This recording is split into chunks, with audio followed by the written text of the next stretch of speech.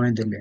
ଦ୍विତୀୟରେ ଅନୁଭୂତ ଧନ୍ୟବାଦ ଦିଏ ଆମମାନଙ୍କର ଜଗଦୀଶ ଆଜ୍ଞାଙ୍କୁ, ସେ ମଧ୍ୟ ମତେ ସ୍ମରଣ କରିଥିବାରୁ ମୋର ହୃଦୟର ଧନ୍ୟବାଦ ଦିଏ। ଆଉ ଯୋଉମାନେ ଆଜି ଗୀତ ଗାଇଛନ୍ତି, ଆରାଧନା କରିଛନ୍ତି, 3:45 ପ୍ରାର୍ଥନା କରିଛନ୍ତି, ସେମାନଙ୍କୁ ମଧ୍ୟ ଧନ୍ୟବାଦ ଦିଏ। ସେମାନେ ପ୍ରାର୍ଥନାର ବଳ, ସେମାନଙ୍କର ପ୍ରାର୍ଥନା ଦ୍ଵାରା ଆମେ ଶକ୍ତିଯୁକ୍ତ ହେଇଥାଉ।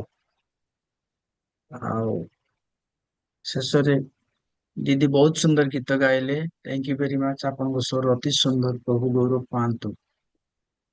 ପ୍ରତିଦିନ ସକାଳେ ଆମେ ପ୍ରଭୁଙ୍କ ସାମରେ ବସୁଛୁ, ପ୍ରାର୍ଥନା କରୁଛୁ। ପ୍ରାର୍ଥନା ପ୍ରତିଟି ବିଷୟ ପାଇଁ, ଆମ ଦେଶ ପାଇଁ ଆମେ ପ୍ରାର୍ଥନା କରୁଛୁ। ପ୍ରାର୍ଥନାର ବିଭିନ୍ନ ଭାଗକୁ ଆମେ ବେଳେ ବେଳେ ମନେ ପକେଇଥାଉ। କେହି ବସିକି ପ୍ରାର୍ଥନା କରନ୍ତି, କେହି ଉଠିକି ପ୍ରାର୍ଥନା କରନ୍ତି, କେହି ଆଉ ବିଭିନ୍ନ ମାଧ୍ୟମରେ ପ୍ରାର୍ଥନା କରନ୍ତି। ଆଉ ପ୍ରଭୁ ଆମମାନଙ୍କୁ ସେଇ ପ୍ରକାର ସୁଯୋଗ ଦେଇଛନ୍ତି, ସେଥିପାଇଁ ଆମେ ଈଶ୍ୱରଙ୍କର ଧନ୍ୟବାଦ ଦେବା।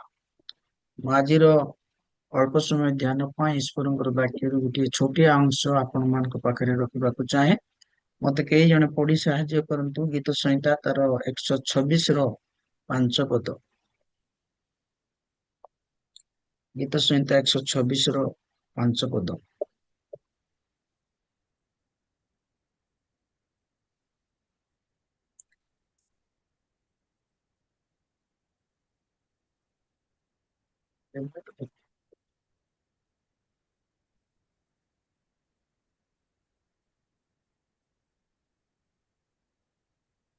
ଏଠାରେ এই ପ୍ରକାର ଲେଖାଯାଏ, ଯୋଉମାନେ କାନ୍ଦି କାନ୍ଦି ବିହନ ବୁଣନ୍ତି, ସେମାନେ ହସି ହସି ଶସ୍ୟ କାଟିବେ।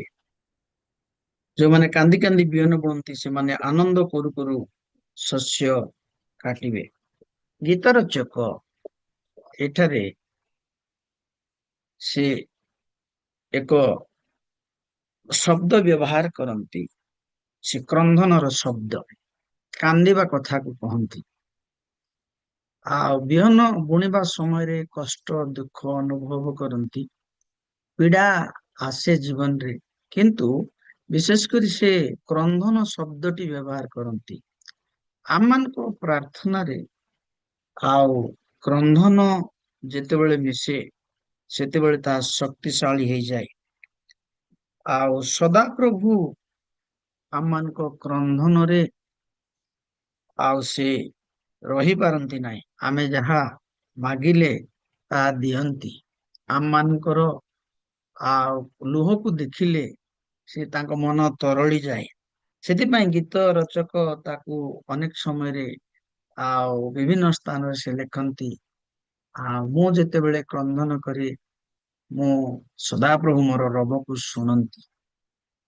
ପ୍ରତ୍ୟେକ ଲୋକ ଆମେ କାନ୍ଦିଛୁ। ହୁଏତ ବିଭିନ୍ନ ପରିସ୍ଥିତି ମଧ୍ୟରେ ଆମେ କ୍ରନ୍ଧନ କରିଛୁ। କିଏ ରୋଗରେ ଦେଲେ କାନ୍ଦନ୍ତି, କିଏ ଆପଣାର ପ୍ରିୟ ପରିଜନକୁ ହରେଇକିରି କାନ୍ଦନ୍ତି, କିଏ ଅଭାବ ହେଲେ କାନ୍ଦନ୍ତି। ଆଉ ବିଭିନ୍ନ ପରିସ୍ଥିତିରେ ଆମେ କ୍ରନ୍ଧନ କରିଥାଉ। ଯେତେବେଳେ ଆମେ କ୍ରନ୍ଧନ କରୁ, ସଦାପ୍ରଭୁ ଆମମାନଙ୍କୁ ଉତ୍ତର ଦିଅନ୍ତି। ବାଇବେଲରେ କ୍ରନ୍ଧନର ବିଭିନ୍ନ ଆଉ ସ୍ତର ରହିଛି। ବାଇବେଲର କ୍ରନ୍ଧନରେ ବିଭିନ୍ନ ଲୋକ ଆଶୀର୍ବାଦ ପାଇଛନ୍ତି। ମା ମାନେ, ବାପା ମାନେ ଜାଣନ୍ତି, ସେମାନଙ୍କର ଛୁଆ ମାନେ ଯେତେବେଳେ କାନ୍ଦନ୍ତି, ସେତେବେଳେ ବାପା ମା ଛୁଆର କାନ୍ଦ ଦେଖିଲେ ଆଉ ରହିପାରନ୍ତି ନାହିଁ। ଭୁଲ ହେଇଗଲେ ମଧ୍ୟ, ସେ ଭୁଲ କାମ କରିଗଲେ ମଧ୍ୟ ତାକୁ ଡାକନ୍ତି, ତାକୁ ଆଉଁସନ୍ତି, ତାକୁ ପାଖକୁ ଆଣନ୍ତି, ତାର ଲୁହକୁ ପୋଛି ଦିଅନ୍ତି। ଆଉ ପରମେଶ୍ୱର ଠିକ ସେଇ ପ୍ରକାର ଆମମାନଙ୍କର ପରମେଶ୍ୱର ଆମମାନଙ୍କର କ୍ରନ୍ଧନ ଯେତେବେଳେ ସେ ଦେଖନ୍ତି, ସେ ସେ କେବେ ବି ସହିପାରନ୍ତି ନାହିଁ। ଆମମାନଙ୍କୁ ରେଷ୍ଟୋର କରନ୍ତି, ଆମମାନଙ୍କୁ ଆଶୀର୍ବାଦ କରନ୍ତି, ତାଙ୍କ ପାଖକୁ ନିଅନ୍ତି। କ୍ରନ୍ଧନ ଅଳ୍ପ ସମୟ ପାଇଁ, କିନ୍ତୁ କ୍ରନ୍ଧନ ପରେ ପରମେଶ୍ୱର ଆମମାନଙ୍କୁ ସାନ୍ତ୍ୱନା ଦେଇ, ସୁଖ ଦେଇ ଆଶୀର୍ବାଦ କରନ୍ତି। କାନ୍ଦିବା କଥା ସମସ୍ତଙ୍କୁ ଆସେ ନାହିଁ, କେହି କେହି କାନ୍ଦି ଜାଣନ୍ତି ନାହିଁ, କିନ୍ତୁ ଯୋଉମାନେ କାନ୍ଦନ୍ତି ସେମାନେ ଜାଣିଛନ୍ତି ତାର ଫାଇଦା କେତେ ଆଉ ତାର କଷ୍ଟ କେତେ। ଅନେକ ସମୟରେ ଆମମାନଙ୍କର ଭୁଲ ପାଇଁ ଯେତେବେଳେ କାନ୍ଦିଥାଉ, ସେତେବେଳେ ଅନେକ ଜିନିଷ ଆମକୁ ହରେଇଲା ପରି ଲାଗି ଆମେ ହରେଇଥାଉ। କିନ୍ତୁ ପ୍ରଭୁଙ୍କ ପାଖରେ ଯେତେବେଳେ ଆମେ କ୍ରନ୍ଦନ କରୁ, ସେତେବେଳେ ପ୍ରଭୁ ଆମମାନଙ୍କୁ ଆଶୀର୍ବାଦ କରନ୍ତି। ଆଇବ ପୁସ୍ତକରେ ଲେଖାଯାଏ, ଡାମରା କାଉର ଛୁଆ ମାନେ ଖାଦ୍ୟ ପାଇଁ କ୍ରନ୍ଦନ କରନ୍ତି, ରାବ ପକାନ୍ତି, ଡାକନ୍ତି। ଆଜି ସକାଳେ ଆମେ ଡାମରା କାଉର ଛୁଆ ତୁଲ୍ୟ ସମସ୍ତେ ଆମେ ବସିଛୁ, ଡାକ ପକଉଛୁ, କ୍ରନ୍ଦନ କରୁଛୁ। ପରମେଶ୍ୱର ଆମମାନଙ୍କର ଡାକକୁ ଶୁଣି ଆମମାନଙ୍କୁ ଆଶୀର୍ବାଦ କରିବେ। କେହି ଜଣେ କହନ୍ତି ଯେ କ୍ରନ୍ଦନ ହଉଛି ପ୍ରାର୍ଥନାର ଈଶ୍ୱରଙ୍କ ନିକଟରେ ଏକ ଉପକରଣ, ଏକ ଅସ୍ତ୍ର, ଯାହା ପରମେଶ୍ୱରଙ୍କୁ ରଖେଇ ଥୋଇ ଦିଏ ନାହିଁ। ଆମେ କାନ୍ଦିଲେ ପରମେଶ୍ୱର ଏକଦମ ତରଳି ଯାଆନ୍ତି ଆଉ ଦୌଡ଼ି ଆସନ୍ତି ଆମ ପାଖକୁ, ଆମର ଆବଶ୍ୟକତାକୁ ପୂର୍ଣ୍ଣ କରନ୍ତି। ଜିରିମିୟ ପୁସ୍ତକରେ ଜିରିମିୟ କ୍ରନ୍ଦନ କରନ୍ତି। ଆପଣ ଯଦି ହିବ୍ରୁ ଟେକ୍ସଟକୁ ଯିବେ, ପ୍ରକୃତରେ ଆଉ ବେଳାପକୁ ଆଉ ଜିରିମିୟକୁ ଯଦି ଦେଖିବେ, କ୍ରନ୍ଦନ ଏକ ଯୁଦ୍ଧ ଅଟେ। ଜିରିମିୟ ତାକୁ ଲେଖନ୍ତି। ଆପଣ ଯଦି ହିବ୍ରୁ ଟେକ୍ସଟ ଦେଖିବେ, ଜାଣିପାରିଲେ କ୍ରନ୍ଦନ ଏକ ଯୁଦ୍ଧ ଅଟେ। ଖାଲି ଏଟା ଆମେ ଚୁପଚାପ ହେଇ ରହିଯିବାଟା ନାହିଁ, ପରମେଶ୍ୱରଙ୍କ ସାଙ୍ଗେ ଯୁଦ୍ଧ କରିବାର ଅଛି।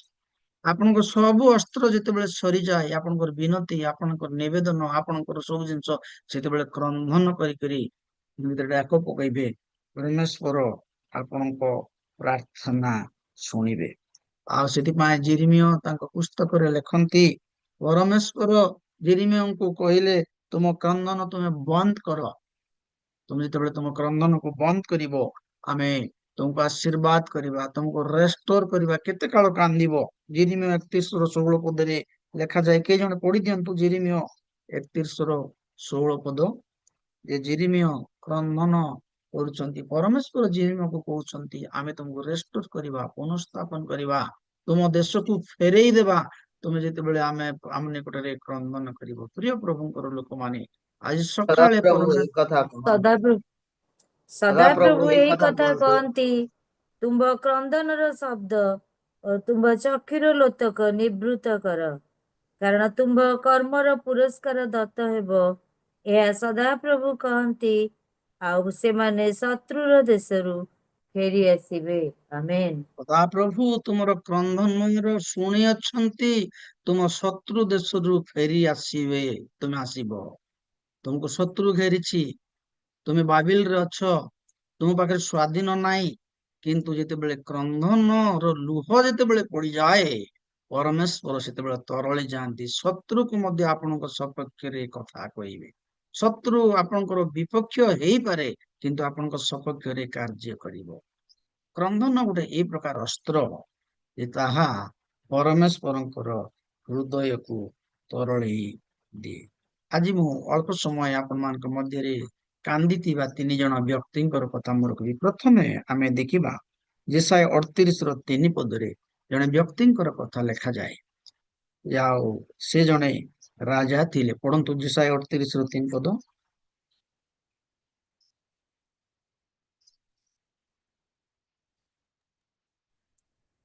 ହେ ହେ ସଦାପ୍ରଭୁ, ସଦାପ୍ରଭୁ, ମୁଁ ବିନୟ ମୁଁ ବିନୟ କରୁଅଛି, କରୁଅଛି। ମୁଁ କିପରି ସତ୍ୟତାରେ ଓ ସିଦ୍ଧ ଅନ୍ତଃକରଣରେ ତୁମ୍ଭ ସମ୍ମୁଖରେ ଗମନାଗମନ କରିଅଛି ଓ ତୁମ୍ଭ ଦୃଷ୍ଟିରେ ଉତ୍ତମ କର୍ମ କରିଅଛି, ଏହା ଏବେ ସ୍ମରଣ କର। ଅତିଶୟ ରୋଧନ କଲା, ଆଉ ହିଜକିୟ ଅତିଶୟ ରୋଧନ କଲା। ଆମେନ୍। ଜିରିମିୟଙ୍କ ପାଖକୁ ଗୋଟେ ହିଜିକିୟଙ୍କ ପାଖକୁ ଗୋଟେ ବାଣୀ ଆସିଲା, ତୁମେ ମୃତ୍ୟୁବରଣ କରିବ। ସେତେବେଳେ ସେ କ୍ରନ୍ଦନ କରୁଛନ୍ତି। ଆପଣ ଯଦି ତାଙ୍କ ବିବରଣ ଯଦି ଦେଖିବାକୁ ଚାହିଁବେ, ଦ୍ୱିତୀୟ ରାଜାବଳୀ ତାର 18:3 ଆମେ ଦେଖିବାକୁ ପାଇପାରୁ। ସେ ଜଣେ ଜିହୁଦାର ସଫଳ ରାଜା ଥିଲେ। ତାଙ୍କ ଜୀବନ କାଳ ମଧ୍ୟରେ ସେ ଅତି ଉତ୍ତମ କର୍ମ ସବୁ କରିଥିଲେ। ଦାଉଦଙ୍କ ପରେ ପରେ କେହି ଯଦି ଉତ୍ତମ ରାଜା ଥିଲେ, ତାହେଲେ ସେ ହେଉଛନ୍ତି ହିଜକିୟ ରାଜା। ଜଣେ ସଫଳ ରାଜା, ଜଣେ ଧାର୍ମିକ ବ୍ୟକ୍ତି। ପଢି ଦିଅନ୍ତୁ 18:3 ଦ୍ୱିତୀୟ ରାଜାବଳୀ। ଦ୍ୱିତୀୟ ରାଜାବଳୀ 18:3। ଆଉ ପୁଣି ସେ ଆପଣା ପୂର୍ବ ପୁରୁଷ ଦାଉଦଙ୍କ ସମସ୍ତ କ୍ରିୟା ଅନୁସାରେ ସଦାପ୍ରଭୁଙ୍କ ଦୃଷ୍ଟିରେ ଯଥାର୍ଥ କର୍ମ କଲେ। ଶପଥ ସେ ଉଚ୍ଚ ସ୍ଥଳୀ ସବୁ ଦୂର କରିଦେଲେ ଓ ସ୍ତମ୍ଭ ସବୁ ଭାଙ୍ଗି ପକାଇଲେ ଓ ଆସେରା ମୂର୍ତ୍ତି କାଟି ପକାଇଲେ। ପୁଣି ମୂଷା ନିର୍ମିତ ପିତ୍ତଳ ସର୍ପ ଖଣ୍ଡ ଖଣ୍ଡ କରି ଭାଙ୍ଗିଦେଲେ। କାରଣ ତହିଁ ଉଦ୍ଦେଶ୍ୟରେ ଇସ୍ରାଏଲ ସନ୍ତାନ ଗଣ ସେ ସମୟ ପର୍ଯ୍ୟନ୍ତ ଧୂପ ଜଳାଉଥିଲେ। ଆଉ ସେ ତାହାର ନାମ ନହୁଷ୍ଟନ ପିତ୍ତଳ ଖଣ୍ଡ ରଖିଲେ। Thank you. ତେବେ ଆମେ ଆଉ ଦେଖୁଛୁ, ପଢିବି ସାର୍। ନାଇଁ ତେବେ ଆମେ ଦେଖୁଛୁ ହିଜିକିୟଙ୍କ ଜୀବନରେ ଯେତେବେଳେ ଗୋଟେ ମେସେଜ ଆସିଲା ସେ କ୍ରନ୍ଦନ କରୁଛନ୍ତି। ଅଳ୍ପ ସମୟ ପରେ ତାଙ୍କ ଜୀବନକୁ ଯିବ ରହିବ ନାହିଁ, ତାଙ୍କୁ ରୋଗ ହେଲା, ସେ ବଞ୍ଚିବେ ନାହିଁ, ସେତେବେଳେ ସେ କ୍ରନ୍ଦନ କରୁଛନ୍ତି। ତେବେ କିନ୍ତୁ ହିଜିକିୟଙ୍କର ଲାଇଫ କଥା ଯେତେବେଳେ ସେ ଜଣେ ବେଷ୍ଟ ରାଜା ଥିଲେ, ଜିହୁଦା ଗୋଷ୍ଠୀର ଆଉ ଦକ୍ଷିଣ ଅଞ୍ଚଳର ଗୋଟେ ଭଲ ରାଜା ଥିଲେ। ଆମେ କେତେଟା ସୁନ୍ଦର କଥା ଆମେ ଦେଖିବାକୁ ପାଇଲୁ। ମଶାଙ୍କ ଦ୍ଵାରା ଯୋଉ ପିତ୍ତଳର ସର୍ପ ଆଣିକି ରଖାଯାଇଥିଲା, ତାକୁ ମଧ୍ୟ ଅନେକ ସମୟରେ ଦାଉଦଙ୍କ ସମୟରେ ମଧ୍ୟ ତାକୁ ଭଗ୍ନ କରାଯାଇ ନଥିଲା, କିନ୍ତୁ ହିଜିକିୟ ତାକୁ ଭାଙ୍ଗିଦେଲେ। ମଶା ଯୋଉ ପିତ୍ତଳ ସର୍ପ ରଖିଥିଲେ ତା ଥିଲା ଟ୍ରାଡିସନାଲ ର ଗୋଟେ ଜିନିଷ ଥିଲା, ତାକୁ ରଖିଥିଲେ ଏବଂ ତାକୁ ସେମାନେ ପୂଜା କରୁଥିଲେ, ପାଠ କରୁଥିଲେ। ତେବେ ପ୍ରିୟ ପ୍ରଭୁଙ୍କର ଲୋକମାନେ, ଏଇଠି ଆମେ ଦେଖୁଛୁ ହିଜିକିୟ ଗୋଟେ ଧାର୍ମିକ ରାଜା ଥିଲେ, ଗୋଟେ ସଫଳ ରାଜା ଥିଲେ, ଜଣେ ପ୍ରଭୁ ପ୍ରିୟ ଲୋକ ଥିଲେ ଏବଂ ତାଙ୍କ ପାଇଁ ଯେତେବେଳେ ଆଉ ଏଇ ମୃତ୍ୟୁର ଶବ୍ଦ ଆସୁଛି ସେତେବେଳେ ସେ କ୍ରନ୍ଦନ କରୁଛନ୍ତି।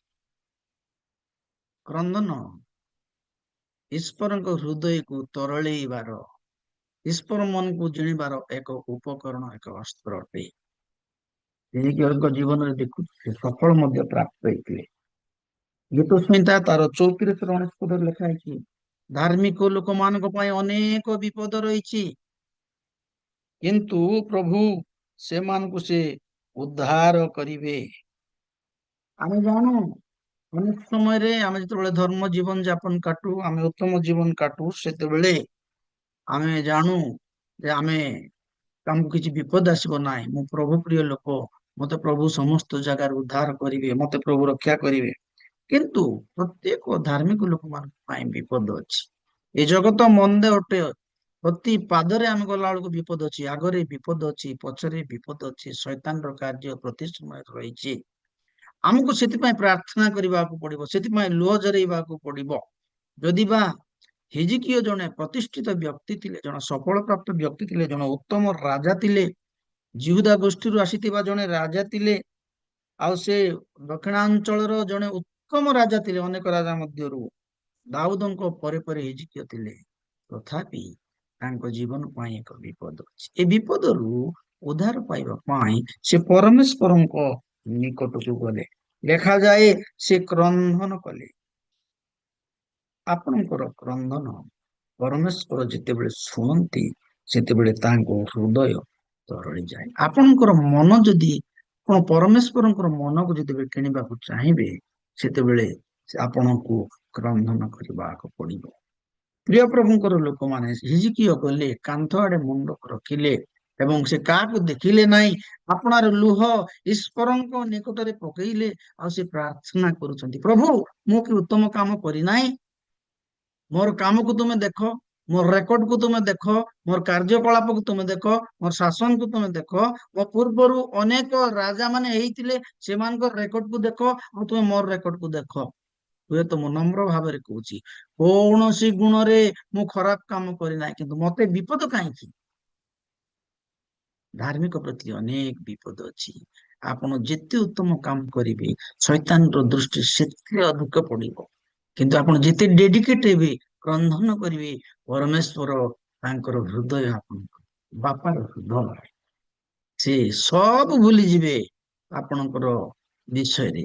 ଏବଂ ହଜିଗଲା ପୁଅ ଯୋଉ ପ୍ରକାର ପବିୟ ପୁତ୍ର ଆସିଲା, ତାର ହାକୁ ସେ ଆଲିଙ୍ଗନ କଲେ, ଆପଣଙ୍କୁ ସେ ଆଲିଙ୍ଗନ କରିବେ। ଆଜି ସକାଳେ ମାନଙ୍କର ପାଇଁ ପରମେଶ୍ୱରଙ୍କର ବାକ୍ୟ ଅଛି, ଆମେ ଯେତେବେଳେ କ୍ରନ୍ଦନ କରୁ, ସଦାପ୍ରଭୁ ଆମ ମାନଙ୍କର ପ୍ରାର୍ଥନା ଶୁଣିବେ। 3:40-45 ପର୍ଯ୍ୟନ୍ତ ଆମେ ଯେତେ ଲୋକ ସବୁ ପ୍ରାର୍ଥନା କରୁଛୁ, ହୁଏତ କେତେ ଦୂର ଯୁକ୍ତିଯୁକ୍ତ ହେବ ମୁଁ ଜାଣେ ନାହିଁ। ଆମେ ଯଦି ମୁଁ କହିବାଟା ଆମେ ଯଦି ଗୋଟେ ଟୋପା ଲୁହକୁ ଆଉ ପଦେ ଯଦି ଯୋଡି ପାରିବା ଆମ ପ୍ରାର୍ଥନାରେ, ହୁଏତ ପରମେଶ୍ୱର ଆମମାନଙ୍କ ପ୍ରତି ପ୍ରସନ୍ନ ହେବେ, ଆଉ ସେ ଅନୁଗ୍ରହ କରିବେ। ମୋ ଛୁଆ ମାନଙ୍କର ଲୁହକୁ ମୁଁ ଦେଖୁଛି। ବାଇବେଲ ଲେଖାଯାଏ ଗୀତ ସଂହିତାରେ ଯେ ଆମମାନେ ଯେତେ ଲୋକ ସବୁ ଲୁହ ଝରଉଛୁ ସବୁ ଏକ ଜାରରେ ସେ ରଖିଛନ୍ତି, ଏକ ପାତ୍ରରେ ସେ ରଖିଛନ୍ତି, ପୁରସ୍କାର ଦେବେ କ୍ରନ୍ଧନ କରିବା ଲୋକମାନଙ୍କୁ। କିଏ କାନ୍ଦି ପାରିବ କେତେ? ଶେଷ ଦିନ ବିଚାରର ଦିନରେ ସମସ୍ତ ପୁସ୍ତକ ଫିଟା ଯିବ, ସେତେବେଳକୁ ସେ ଜାର ବି ରଖାଯିବ। ସେ ଜାଗାରେ କିଏ କେତେ କାନ୍ଦିଛି ସେଦିନ ଜଣାଯିବ। କାର କାର ଶୁକ୍ଲା ବକ୍ସ ବାହାରିବ, କାର କାର ପୂର୍ଣ୍ଣ ବକ୍ସ ବାହାରିବ। ତେବେ ଆମ ଭାଗରେ କଣ ପଡେ ଆମେ ଜାଣିନାହୁଁ। ଆମେ ଯୋଉଟା ସବୁ ଆଜି କରୁଛୁ ସେଇଦିନ ପ୍ରକାଶରେ ସବୁ କରାଯିବ ଏବଂ ପ୍ରତ୍ୟେକଙ୍କର ପୁରସ୍କାର ସେଦିନ ଦିଆଯିବ। ଏବେ ହିଜକିୟଙ୍କର ଏତେ ଦୁଃଖ ହେଲା, ଉତ୍ତମ କର୍ମ କରି କରି ମଧ୍ୟ ମରଣ ପାଖେଇ ଆସିଲା, ସେଥିପାଇଁ ସେ କାନ୍ଦିଲେ। ସଦାପ୍ରଭୁ ତାଙ୍କ କ୍ରନ୍ଦନକୁ ଶୁଣିଲେ ଏବଂ ସେ ତାଙ୍କୁ ମନେ ପକେଇଲେ, ତାଙ୍କୁ ସ୍ମରଣ କଲେ ଏବଂ ତାଙ୍କ ପ୍ରାର୍ଥନା ଶୁଣିଲା ପରେ ତାଙ୍କୁ ସେ ମୃତ୍ୟୁରୁ ତାଙ୍କ ଜୀବନକୁ ଅଧିକ ସମୟ ବଢେଇଲେ। ସେଇ 38ର 5 ପଦ ଯିଶାୟରେ ଯଦି ଆମେ ଦେଖିବା, ସେ ଜାଗାରେ ଆମେ ଆଉ ଜାଣିପାରିବା ଯେ ପରମେଶ୍ୱର ତାଙ୍କ ପ୍ରତି ଅନୁଗ୍ରହ ପାତ୍ର ହେଲେ, ଅନୁଗ୍ରହ କଲେ ତାଙ୍କ ପ୍ରତି। ଦୟାକରି ପଢନ୍ତୁ 38:5। ତୁମ୍ଭେ ଯାଇ ହିଜକିୟକୁ କୁହ, ସଦାପ୍ରଭୁ ତୁମ୍ଭ ପୂର୍ବପୁରୁଷ ଦାଉଦଙ୍କ ପରମେଶ୍ୱର ଏଇ କଥା କହନ୍ତି, ଆମ୍ଭେ ତୁମ୍ଭର ପ୍ରାର୍ଥନା ଶୁଣିଅଛୁ, ତୁମ୍ଭର ଲୋତକ ଦେଖିଅଛୁ। ଦେଖ, ଆମ୍ଭେ ତୁମ୍ଭର ଆୟୁ 15 ବର୍ଷ ବୃଦ୍ଧି କରିବା। ପ୍ରେଜ୍ ଦ ଲର୍ଡ। ପ୍ରେଜ୍ ଦ ଲର୍ଡ, ହାଲେଲୁୟା। ହିଜକିୟଙ୍କୁ ମରଣର ଭୟ ଘେରିଛି, ସେତେବେଳେ ସେ ପ୍ରାର୍ଥନା କଲେ। ସେ କହିଲେ, ସେ ଖାଲି ପ୍ରାର୍ଥନା କଲେ ନାହିଁ, ତାଙ୍କ ଲୋତକକୁ ସେ ଝରେଇଲେ, ଦୁଃଖ ଅନୁଭବ କଲେ। ଆଉ କଲେ, ତାଙ୍କୁ କହିଲେ, ପ୍ରଭୁ ମୋର କଥା ତୁମେ ଶୁଣ। ସେତେବେଳେ ଯୋଉ ଯିଶାୟାକୁ ସେ ପଠେଇଥିଲେ ତୁମେ ମରିବ, ତାକୁ ହିଁ ସେ କହୁଛନ୍ତି ଯାଅ, ତୁମେ ତାଙ୍କର ଜୀବନ ଘୋଷଣା କର। ପରମେଶ୍ୱରଙ୍କର ବାକ୍ୟରେ ଜୀବନ ଅଛି। ମୃତ୍ୟୁ ଆସିଲା, ଭୟ କଲେ, ପ୍ରାର୍ଥନା କଲେ, କିନ୍ତୁ ପରମେଶ୍ୱର ତାଙ୍କ ଡାକକୁ ଶୁଣିଲେ, ତାଙ୍କ ଲୁହକୁ ଦେଖିଲେ। ବହୁତ ସୁନ୍ଦର କଥା ଲେଖା ହେଇଛି, ତାଙ୍କ ଲୋତ ଝରେଇଲେ। ତାଙ୍କ ଲୁହକୁ ଯେତେବେଳେ ସେ ଝରେଇଲେ, ପ୍ରଭୁ ଏତେ ଦୟାଳୁ ହେଇଗଲେ। ଓହୋ, କିଛି ତ ରିୱାର୍ଡ ଦେବାକୁ ପଡିବ ତାକୁ, ଆମେ ତା ପାଇଁ କିଛି କରିବା। ସେତେବେଳେ ସେ 15 ବର୍ଷ ତାଙ୍କର ଆୟୁକୁ ବଢେଇ ଦେଲେ। ପ୍ରିୟ ପ୍ରଭୁଙ୍କର ଲୋକମାନେ, ଆମେ କରିଥିବା କର୍ମକୁ ପ୍ରଭୁ କେବେ ଭୁଲିବେ ନାହିଁ। ବେଳେ ବେଳେ ଆମେ ଭାବୁ ପ୍ରଭୁ ମତେ ପାଶରି ପକେଇଲେ, ବିପଦ ଆସୁଛି ଆଗୁଆଡରୁ ପଛୁଆଡରୁ, ସମସ୍ୟା, ଋଣ, ଦୁଃଖ, କଷ୍ଟ, ରୋଗ ମତେ ଧରି ରହିଛି। କିନ୍ତୁ କେବେ ବି ସେ ଆମେ କରିଥିବା କର୍ମକୁ ଭୁଲିବେ ନାହିଁ। ସଦା ପ୍ରଭୁ ପରମେଶ୍ୱର ହିଜକିୟକୁ ମନେ ପକେଇଲେ। କାହିଁକି ମନେ ପକେଇଲେ? ତାଙ୍କ ପ୍ରାର୍ଥନା ଜୀବନ ପାଇଁ ଏବଂ ତାଙ୍କ ପ୍ରାର୍ଥନାର ସହିତ ତାଙ୍କ ଲୁହକୁ ଏଡ୍ କଲେ। ସେଥିପାଇଁ ସେ ଅନୁଗ୍ରହର ପାତ୍ର ହେଲେ। 15 ବର୍ଷ ପ୍ରଭୁ ତାଙ୍କୁ ଅନୁଗ୍ରହ ଦେଲେ। କ୍ରନ୍ଦନ ଦ୍ଵାରା ଜଣେ ଧାର୍ମିକର କ୍ରନ୍ଦନ ସଦା ପ୍ରଭୁଙ୍କର ହୃଦୟକୁ ତରଳେଇ ଦେଇଥାଏ। ଏଠି ଆମେ ଜଣେ ଧାର୍ମିକର କ୍ରନ୍ଦନ ଦେଖୁଛୁ। ପ୍ରିୟ ପ୍ରଭୁଙ୍କର ଲୋକମାନେ, ଆମେ ଯଦି ପାରୁଛୁ, ଆମେ ଯଦି ଲୁହ ଝରି, ଆମେ ଯଦି ପାରୁଛୁ ଆମ ହୃଦୟକୁ ବିଦୀର୍ଣ୍ଣ କରିବା, ଆମେ ପାରୁଛୁ ଈଶ୍ୱରଙ୍କ ପାଇଁ ନିଜକୁ ଆମେ ଭାଙ୍ଗିବା, ପରମେଶ୍ୱର ଏ ସକାଳରେ ଆମମାନଙ୍କୁ ଆଶୀର୍ବାଦ କରିବେ। ଆମେ ଦେଖୁଛୁ ଅନେକ ଉଦାହରଣ ଅଛି ବାଇବେଲରେ ଯୋଉମାନେ କ୍ରନ୍ଦନ କରିଥିବେ। ଦାଉଦ କହନ୍ତି, ମୁଁ ପ୍ରତି ରାତ୍ରିରେ ଆପଣା ଖଟକୁ ଚିନ୍ତାଏ। ରାତ୍ରି ସମୟରେ ଦାଉଦ ପ୍ରାର୍ଥନା କରନ୍ତି, ଗୀତ ରଚକ ପ୍ରାର୍ଥନା କରନ୍ତି, ସେ ଖଟକୁ ଆପଣା ବିଛଣାକୁ ସେ ଚିନ୍ତାନ୍ତି। ଆପଣ ଦୟାକରି ମୋ ପାଇଁ ଟିକେ ପଢିଦେବେ ଗୀତ ସଂହିତା ତାର 6 ପଦ।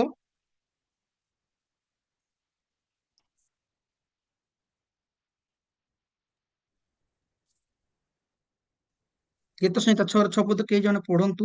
ମୁଁ ଆପଣା କାତରୋକ୍ତିରେ ମୁଁ କ୍ଳାନ୍ତ ଆପଣ ହୋଇଅଛି, ପ୍ରତି ଆଜ୍ଞା, ରାତ୍ରି ମୁଁ ଆପଣା ପଢୁଛି। ଶଯ୍ୟା ଭସାଏ, ମୁଁ ଲୋତକରେ ଆପଣା ବିଛଣା ଚିନ୍ତାଏ। ପ୍ରତି ରାତ୍ରି ମୁଁ ଆପଣା ଶଯ୍ୟା ଭସାଏ। ଶଯ୍ୟାକୁ ଭାସିବାର କେତେ ଲୁହ ସେ ଢାଳୁଥିବେ। ଗୋଟେ ଟୋପା ଦି ଟୋପାରେ କିଛି ହୁଏ ନାହିଁ। ସେ କହୁଛନ୍ତି ମୁଁ ପ୍ରତି ରାତ୍ରି ଶଯ୍ୟାକୁ ଭସାଏ, ଆପଣାର ଲୋତକ ଝରାଏ, ଆପଣାର ହୃଦୟକୁ ମୁଁ ଭାଙ୍ଗେ, ପ୍ରଭୁଙ୍କ ନିକଟରେ ମୁଁ ଭାଙ୍ଗି କରି କହେ, ମୋ ମନର କଥା ସବୁ କହେ। ଯେତେବେଳେ ମୁଁ କହେ, ମୋ ଲୁହକୁ ଝରାଏ, ସେତେବେଳେ ସଦାପ୍ରଭୁ ମୋର କ୍ରନ୍ଦନ ଶୁଣନ୍ତି ଏବଂ ମତେ ଉତ୍ତର ଦିଅନ୍ତି। ଦାଉଦଙ୍କ ଜୀବନରେ ମଧ୍ୟ ଅନେକ ଶତ୍ରୁ ରହିଥିଲେ। ଇଭେନ ତାଙ୍କ ନିଜ ପୁଅ ତାଙ୍କ ଜୀବନରେ ସେ ଶତ୍ରୁ ରହିଥିଲେ, କିନ୍ତୁ ତାଙ୍କର ଶକ୍ତିଶାଳୀ ଅସ୍ତ୍ର ଥିଲା ଯେ କ୍ରନ୍ଦନ। ପ୍ରଭୁରେ ସେ ପ୍ରାର୍ଥନା କରେ। କ୍ରନ୍ଦନ ଥିଲା ତାଙ୍କର ଅସ୍ତ୍ର। ଆଜି ଅନେକ ଲୋକ ଅନେକ ଅସ୍ତ୍ର ସହିତ ଯୁଦ୍ଧ କରିବାକୁ ଚାହାନ୍ତି, କିନ୍ତୁ ଖ୍ରୀଷ୍ଟିଆନର ପ୍ରକୃତ ଅର୍ଥ ହଉଛି ତାର କ୍ରନ୍ଦନ, ତାର ପ୍ରାର୍ଥନା, ତାର ନିବେଦନ। ଯେତେବେଳେ ସେ କ୍ରନ୍ଦନ କରେ, ସଦାପ୍ରଭୁ ଖୁସି ହେଇଯାଆନ୍ତି, ସଦାପ୍ରଭୁ ତାର ହୃଦୟକୁ Thank ଦେଖନ୍ତି, you, Lord ସଦାପ୍ରଭୁ Jesus. ତାକୁ ଅନୁଗ୍ରହ କରନ୍ତି। ଯଦି ସେ କ୍ରନ୍ଦନ କରେ, ସଦାପ୍ରଭୁ ତା Hallelujah. ପାଖକୁ ଆସନ୍ତି। ସଦାପ୍ରଭୁ କୁହନ୍ତି, 4 ଦିନର ଲାଜାର ପାଇଁ ତୁମେ କାନ୍ଦୁଛ, ମୁଁ ଅଛି ତୁମ ସାଙ୍ଗରେ, ମୁଁ ଜୀବନ ଦାତା। ସଦାପ୍ରଭୁ ସେଇ ବିଧବାର ପୁଅକୁ ଉଠେଇଥିଲେ ଏବଂ ସଦାପ୍ରଭୁ ସେମାନଙ୍କର କ୍ରନ୍ଦନକୁ ଶୁଣିଥିଲେ। ଜଣେ ଧାର୍ମିକର କ୍ରନ୍ଦନ ସଦାପ୍ରଭୁ ଶୁଣନ୍ତି, ତାକୁ ସେ ରେଷ୍ଟୋର କରନ୍ତି, ନୂଆ ଜୀବନ ଦିଅନ୍ତି, ନୂଆ ସମୟ ଦିଅନ୍ତି, ନୂଆ ଭାବରେ ବ୍ୟବହାର କରନ୍ତି। ହିଜକିୟାଙ୍କ ଜୀବନ କଥା ଆମେ ଦେଖିଲୁ।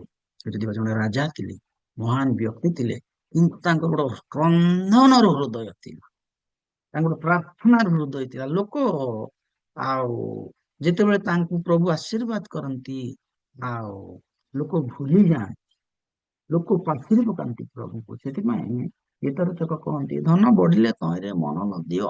ଗୀତରଚକ କହନ୍ତି, ବେଳେ ବେଳେ ଆମର ସମ୍ପତ୍ତି, ଧନ, ପୁଅ ଝିଅ, ଆମର ଯେତେବେଳେ ଟଙ୍କା, ସୁନା, ରୂପା, ଭାଇ ବନ୍ଧୁ କୁଟୁମ୍ବ ଯେତେବେଳେ ହୁଅନ୍ତୁ, ଆମେ ସେତେବେଳେ ଭୁଲି ଯାଉ।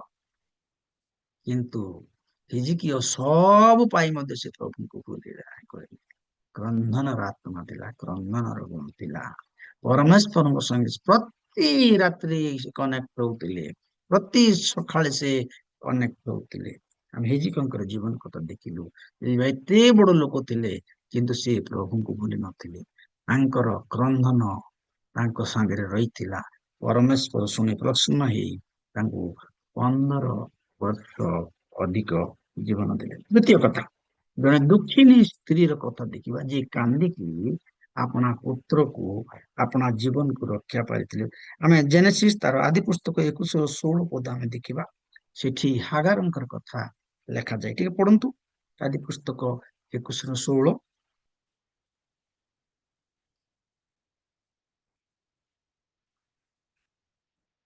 ଦୟାକରି ପଢନ୍ତୁ। ପୁଣି ସେ ତାହା ଆଗରୁ ଦୂରକୁ ତୀରକେ ପରିବାଣ ଯାଇ ବସିଲା, କାରଣ ସେ କହିଲା, ବାଳକର ମରଣ ମୁଁ ଦେଖିବି ନାହିଁ।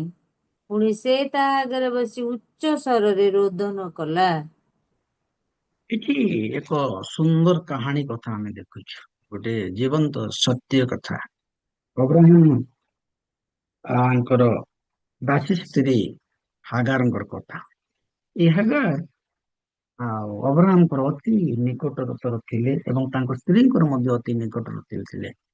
ସେ ତାଙ୍କର ଦାସୀ। ସେ ଏତେ ସୁନ୍ଦର ଜୀବନ ଯାପନ କାଟୁଥିଲେ। ଅବ୍ରାହ୍ମଙ୍କୁ ଅନେକ ବର୍ଷ ହେଇଗଲା ପରେ ଯେତେବେଳେ ତାଙ୍କୁ ଛୁଆ ହେଲା ନାହିଁ, ତାଙ୍କ ସ୍ତ୍ରୀ ହାଗାରଙ୍କୁ ତାଙ୍କ ସହିତ ବିବାହ କଲେ। ବିବାହ କଲା ପରେ ତାଙ୍କର ଯେତେବେଳେ ଗୋଟେ ପୁଅ ହେଲା, ସେତେବେଳେ ଆଉ ହାଗାରଙ୍କର ଚାଳିଚଳନ ଟିକେ ଅଲଗା ହେଲା ଏବଂ ସେ ପୁଅକୁ ଦେଖିଲେ। ଦେଖିଲା ପରେ ଆଉ ସାରା ମଧ୍ୟ ଆଉ ତାଙ୍କ ସାଙ୍ଗେ ରହିବା ପାଇଁ ଉଚିତ ମନେ କଲେ ନାହିଁ। ଯେତେବେଳେ ଉଚିତ ମନେ କଲେ ନାହିଁ, ସେତେବେଳେ ଅବ୍ରାହ୍ମଙ୍କ ସହିତ ତାଙ୍କ ଟିକେ କଳହ ହେଲା ଏବଂ ଅବ୍ରାହ୍ମଙ୍କୁ କହିଲେ, ଆକୁ ତୁମେ ଘରୁ ବିଦାୟ କର। ଆମେ ସମସ୍ତେ ଏ କାହାଣୀକୁ ଜାଣୁ, ଆକୁ ତୁମେ ଘରୁ ବିଦାୟ କର। ଅବ୍ରାହ୍ମ ହୁଏତ ନାରାଜ ହେଇଥିବେ ଆପଣ ଔରସର ପୁତ୍ରଙ୍କ ପାଇଁ ବୋଲି। ଅବ୍ରାହ୍ମ ହୁଏତ ନାରାଜ ହେଇଥିବେ ଯେ ତାଙ୍କ ଘରରେ ଏତେ ସୁନ୍ଦର ତାଙ୍କର ସମ୍ପର୍କ ଥିଲା ସେଥିପାଇଁ। କିନ୍ତୁ ସାରା ଯେତେବେଳେ କହିଲେ, ପ୍ରଭୁଙ୍କ ଆଡରୁ ମଧ୍ୟ ସେ ବାଣୀ ଥିଲା, ତେଣୁ ଅବ୍ରାହ୍ମ ତାଙ୍କୁ ତ୍ୟାଗ କରିବା ପାଇଁ ଚିନ୍ତା କଲେ। ସ୍ତ୍ରୀ କୋଉ କୋଉ କୌଣସି ମତେ ଲେଟ୍ ନ କରି ବର୍ତ୍ତମାନ ସେ ନେଇକି ତାଙ୍କୁ ଛାଡିବାକୁ ଯାଉଛନ୍ତି। ଯାଉ ଯାଉ ସେ ଏକ ନିର୍ଜନ ସ୍ଥାନକୁ ଯାଉଛନ୍ତି। ଯୋଉ ଜାଗାରେ ଖାଦ୍ୟ ନାହିଁ, ଯୋଉ ଜାଗାରେ ପାଣି ନାହିଁ, ଅଳ୍ପ ଟିକେ ଖାଦ୍ୟ ଦେଇ ଅଳ୍ପ ଟିକେ ପାଣି ଦେଇ ସେ ତାଙ୍କୁ ଆଉ ଛାଡିଦେବାକୁ ଚାହୁଁଛନ୍ତି। ପ୍ରିୟ ପ୍ରଭୁଙ୍କର ଲୋକମାନେ, ଏଇ ସମୟରେ ଛୁଆ ଖାଦ୍ୟ ମାଗିଲା, ଏଇ ସମୟରେ ଛୁଆ ପାଣି ମାଗିଲା, ଏଇ ସମୟରେ ଛୁଆର ଭୋକ ହେଲା। ଘରୁ ରାଜ ପରିବାରରୁ ତାଙ୍କୁ ବାହାର କରିଦିଆଯାଇଛି। ସେ ରାଜ ପରିବାର ଭାବେ ସେମାନେ ବଢିଥିଲେ। ପିଲା ଭଲ ଖାଦ୍ୟ ଖାଇଥିଲା, ହାଗାର ଭଲ ଖାଦ୍ୟ ଖାଇଥିଲା, ଭଲ ହେଇକି ରହିଥିଲା, ସବୁ ସୁବିଧା ଥିଲା ତାଙ୍କ ପାଖରେ। କିନ୍ତୁ ହଠାତ୍ ତାଙ୍କୁ ଘରୁ ବାହାର କରି ଦିଆଗଲା। ରାସ୍ତା ନାହିଁ ଯିବା ପାଇଁ, ସ୍ୱାମୀ ଛାଡିଦେଲା, ଆଗକୁ ମରୁଭୂମି ଅଛି, କୌଣସି ପ୍ରକାର ଖାଦ୍ୟ ନାହିଁ, ଟଙ୍କା ନାହିଁ। ଜଣେ ଦୁଃଖିନୀ ସ୍ତ୍ରୀ ବର୍ତ୍ତମାନ ଜଣେ ତାର ଦୁଃଖକୁ ପରମେଶ୍ୱରଙ୍କ ନିକଟରେ ସେ ଜଣାଉଛି। ଯେତେବେଳେ ସେ କ୍ରନ୍ଦନ କରୁଛନ୍ତି, ସେ ଦେଖିଲେ ପ୍ରଭୁ ମୁଁ କଣ କରିବି, ଏଇ ଜାଗାରେ ମୋ ଛୁଆକୁ ମୁଁ ଧରିକିରି ଆସିଲି, ଖରା ହଉଛି, ପୁଅ କାନ୍ଦିବ, ଖାଇବାର ନାହିଁ, ପିଇବାର ନାହିଁ। ଏଇ ସମୟରେ ନିରାଶ ହେଇକି ସେ କାନ୍ଦୁଛନ୍ତି। ଯେତେବେଳେ ସେ କାନ୍ଦୁଛନ୍ତି, ସଦାପ୍ରଭୁ ତାଙ୍କ କ୍ରନ୍ଦନକୁ ଶୁଣି, ସଦାପ୍ରଭୁ ତାଙ୍କ କ୍ରନ୍ଦନକୁ ଶୁଣି ତାଙ୍କୁ ଆଶୀର୍ବାଦ କଲେ। ସେତେବେଳେ ପ୍ରଭୁ ପଚାରୁଛନ୍ତି ତୁମର କଣ ଆବଶ୍ୟକତା ରହିଛି? ବାଇବେଲରେ ଲେଖାଯାଏ, ଯେଶାୟା 39:15 ଲେଖାଯାଏ, କିଏ ଜଣେ ପଢନ୍ତୁ ଯେଶାୟା 39:15।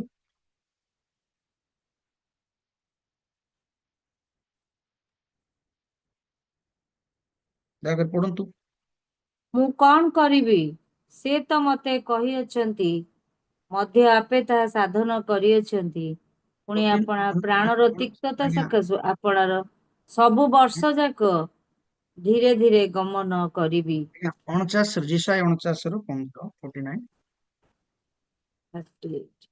49:15 ତ ନାହିଁ ଆଜ୍ଞା, 39 49 ସେ ଜାଗାରେ ଲେଖାଯାଏ ଯେ ମୁଁ ଦେଖୁଛି, ସେ ଜାଗାରେ 39 ଲେଖାଯାଏ 15 ହଁ 39। ସାର୍ ମୁଁ ପଢୁଛି। କାରଣ ଦେଖ ଆମ୍ଭେ ଗୋଷ୍ଠୀୟ ମାନଙ୍କ ଯେଶାୟା 49:15। ନା ନା ନା ସ୍ତ୍ରୀ ସେଇଟା ଲୋକ ନାହିଁ। ଆପଣା ଗର୍ଭଜାତ ପୁତ୍ରକୁ ସ୍ନେହ ନ କରି ଇଏ ଆପଣା ସ୍ତନ୍ୟପାୟୀ ଶିଶୁକୁ ପାଶୋରି ପାରିବ? ହଁ, ଏମାନେ ପାଶୋରି ପାରନ୍ତି, ତଥାପି ଆମ୍ଭେ ତୁମକୁ ପାଶୋରିବା ନାହିଁ। ପ୍ରଭୁ କେବେ ତୁମକୁ 49। ଭୁଲିବେ ନାହିଁ। ତୁମେ ଯେତେବେଳେ କ୍ରନ୍ଦନ କରିବ, ସଦା ପ୍ରଭୁ ତୁମକୁ ଭୁଲିବେ ନାହିଁ। ଯୋଉ ଛୁଆ ମାନେ ଆପଣା ମାର କ୍ଷୀର ପିଉଥିବେ, ହୁଏତ ସ୍ତନ ପାଇଁ ମାତା ଆପଣା ଛୁଆ ମାନେ ଛାଡି ଦେଇପାରିବେ। କେତେ ବଡ କଥା! କୌଣସି ମା କେବେ ବି ଛାଡିବେ ନାହିଁ କାହାର ଛୁଆକୁ। ବାଇବେଲର ପ୍ରତିଜ୍ଞା ହଉଛି, ତୁମେ ଜନ୍ମ କଲା ମା ତୁମକୁ ଛାଡି ଦେଇପାରେ, କିନ୍ତୁ ତମ ସୃଷ୍ଟିକର୍ତ୍ତା ତୁମକୁ କେବେ ଛାଡିନା। ପ୍ରତି ସମୟରେ ତାଙ୍କର ଦୃଷ୍ଟି ରହିଛି।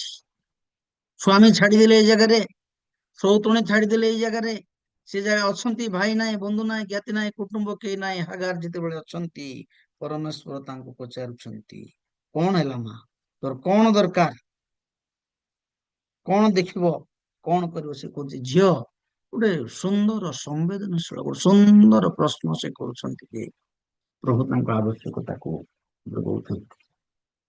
ସେ ଦୁଃଖିନୀ ସ୍ତ୍ରୀ, ଯାହାର ଦୁଃଖରେ, ଯାହାର କ୍ରନ୍ଦନରେ ପରମେଶ୍ୱର ପ୍ରସନ୍ନ ହୁଅନ୍ତି, ପ୍ରାର୍ଥନା ଶୁଣନ୍ତି ଏବଂ ସେ କ୍ରନ୍ଦନ କରନ୍ତି। ତାଙ୍କ କ୍ରନ୍ଦନର ଉତ୍ତରକୁ ସେ ଦେଇଛନ୍ତି। ଯଦି ଗୀତ ସଂହିତା 84:6 ଦେଖିବା, ଏ ଜାଗାରେ ଲେଖାଯାଏ, ପଢନ୍ତୁ ଗୀତ ସଂହିତା 84:6।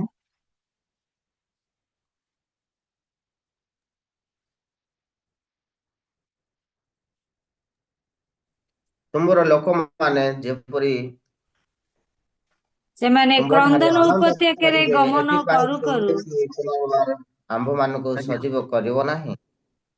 ଆଜ୍ଞା, ସେମାନେ ସେମାନେ କ୍ରନ୍ଦନ କ୍ରନ୍ଦନ ଉପତ୍ୟକାରେ ବୁଲନ୍ତୁ। ଉପତ୍ୟକାରେ ଗମନ କରୁ କରୁ ତାହାକୁ ଝରଣା ସ୍ଥାନ କରନ୍ତି। ଆଦ୍ୟ ରାଇଟ। ବୃଷ୍ଟି ନାନା ମଙ୍ଗଳରେ ତାହା ଭୂଷିତ କରେ। ଏବେ ହଁ ଦେଖୁଛୁ, ଯଦି ସେମାନେ କ୍ରନ୍ଦନ ଉପତ୍ୟକାରେ ଗମନ କରୁ କରୁ ତାହା ଝରଣା ସ୍ଥାନ ହୁଏ। ଏଇ ଯେତେବେଳେ ହାଗାର କ୍ରନ୍ଦନ କରୁଛନ୍ତି, ପ୍ରଭୁ କହିଲେ ତଳକୁ ଦେଖ, ସେଠି ପାଣି ଅଛି। ପାଣି ଛୁଆକୁ ପିଏଇଲେ। ସେ ବଞ୍ଚିଲେ। ପ୍ରିୟ ପ୍ରଭୁଙ୍କର ଲୋକମାନେ, ଆପଣଙ୍କର ଅଶ୍ରୁ, ଆପଣଙ୍କର ପ୍ରାର୍ଥନା, ଆପଣଙ୍କର ନିବେଦନ ଯେତେବେଳେ ପଡିଯାଏ ତଳେ, ସଦା ପ୍ରଭୁ ସେ ପ୍ରସନ୍ନ ହୁଅନ୍ତି। The tear of righteous men can mold the heart of the Lord. ପ୍ରଭୁଙ୍କର ହୃଦୟକୁ ଆପଣଙ୍କ ହୃଦୟ ଅଚକ୍ଷୁ ତରଳେଇ ଦିଏ। ତେବେ ପ୍ରଥମ କଥା ଆମେ ଦେଖିଲୁ, ଜଣେ ରାଜା ତାଙ୍କର କ୍ରନ୍ଦନରେ ଜୀବନ ପ୍ରାପ୍ତ ହେଇଥିଲେ। ଦ୍ୱିତୀୟ କଥା ଆମେ ଦେଖୁଛୁ, ଜଣେ ଦୁଃଖିନୀ ସ୍ତ୍ରୀ ଯାହା ଜୀବନରେ କେହି ସହାୟ ନଥିଲେ, ତାର ଚକ୍ଷୁ ତାର ଲୋତକୁ ତାର ଅସ୍ତ୍ର ହେଲା ଏବଂ ପ୍ରଭୁ এই ପ୍ରକାର ଆଶୀର୍ବାଦ କଲେ, ମରୁଭୂମିରେ ଝରଣାକୁ ପ୍ରଦାନ କଲେ। ପ୍ରିୟ ପ୍ରଭୁଙ୍କର ଲୋକମାନେ, ଆପଣଙ୍କ ପାଇଁ ମୋ ପାଇଁ ମରୁଭୂମି କଣ ଅଟେ ଆମେ ଜାଣୁନାହୁଁ। ଆମର ସମସ୍ୟା, ଆମର ଦୁଃଖ, ଆମର ଯନ୍ତ୍ରଣା, କାହାକୁ ମନର କଥା ଆମେ ଭାଙ୍ଗି କହିପାରୁନାହୁଁ।